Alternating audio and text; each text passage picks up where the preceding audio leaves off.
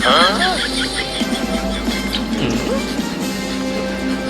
mga kababayan, update tayo ngayon sa kaganapan o balita sa nangyari o pagdating sa ating mahal na Pangulo sa ibang bansa, sa bansang Canada. Kung ating matatandaan sa kanyang pag-alis dito sa Pilipinas ay napakagulo at napakaraming nagrally mga ralista na pinangunahan sa Iglesia ni Cristo. Kasabay rin ng protesta nila, nakaalis siya dito na malakas ang ulan Martes ng gabi dito sa alas 3 palit. At sa kanya namang pagdating sa ibang bansa sa Canada, ganito naman ang nangyayari o sumalubong sa kanya. Panoorin natin, guys. Puro rally na lang. naman nakikilos protesta, hindi na Nakaawa ang ating mahal na Pangulo.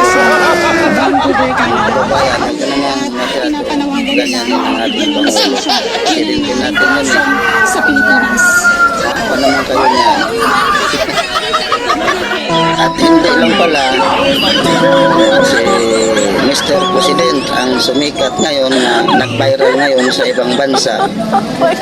Dalawa pala ito sila ngayon na nag-viral din nag-viral sa ibang bansa. Itong ating tagapagsalita sa Malacanang. Ayan guys, panoorin ninyo. Ito. At kayo na ang humusga kung gaano sila ka mabuting tao, bakit sila ginaganyan ng marami nating mga kababayan. Guys, kung nagustuhan nyo ang ating video ngayon, like and share at huwag na rin kalimutan na mag-follow at mag-subscribe para lagi kayong updated sa mga iba pang mga video at sa mga susunod na mga video na ating i-upload pa.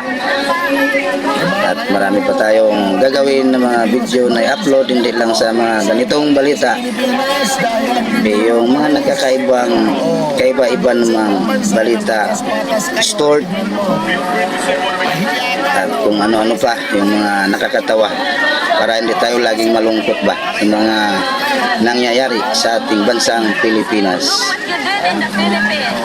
Bye. We are not violent. We're